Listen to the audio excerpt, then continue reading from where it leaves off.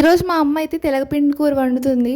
So, దీన్నైతే చాలామంది చాలా రకాలుగా వండుకుంటారు. ఈరోజు మా అమ్మ అయితే ఎండ్రాయిలేసి చేస్తుందనమాట. చాలా బావుంటది. ఇక్కడ మా అమ్మ ఎండ్రాయిల్ని వాటర్‌లో నానబెట్టిందనమాట మెత్తగా అవ్వడానికి. సో, ఫస్ట్ ఆఫ్ ఆల్ మనకు కావాల్సినవన్నీ కూడా రెడీగా పెట్టేసుకోవాలి. పోపు కోసం వెల్లుల్లి, ఆవాలు, జీలకర్ర, ఎండుమిర్చి ఇవన్నీ కూడా తీసుకొని ఆయిల్ కొంచెం వేడెక్కాక ఫస్ట్ ఆవాలు వేసుకొని అవి చిటపటలాడిన తర్వాత పోపు కోసం పెట్టుకున్నవన్నీ వేసుకొని కలిపేసుకోవాలి.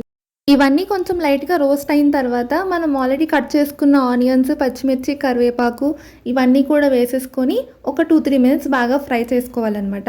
సో, ఇందులోనే కొంచెం లైట్‌గా సాల్ట్ కూడా వేసుకొని కలిపేసుకుంటే త్వరగా రోస్ట్ అయిపోతాయి.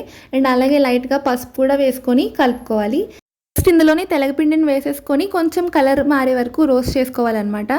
కొంచెం కలర్ మారిన తర్వాత పిండి క్వాంటిటీని బట్టి వాటర్ వేసుకోవాలండి. సో, 1 కప్ పిండికి 1 ½ కప్ వాటర్ అయితే పడుతుంది.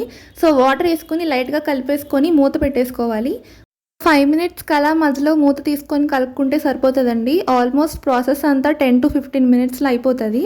పక్కన ఇంకొక మూకిడిలో లైట్‌గా ఆయిల్ హీట్ అయిన తర్వాత మనం ఆల్రెడీ నానబెట్టుకున్న ఎండ్రాయిల్ వేసుకొని బాగా ఫ్రై చేసేసుకోవడమే.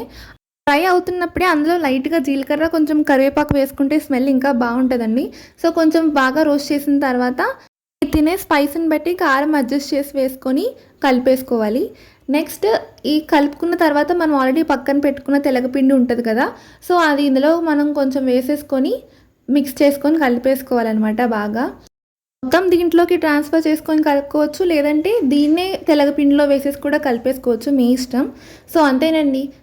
టేస్టీ తెలగపిండి కూర విత్ ఎండ్రాయిలు రెడీ. హెల్త్‌కి అయితే చాలా మంచిది. వీడియో నచ్చితే లైక్, షేర్ అండ్ సబ్స్క్రైబ్.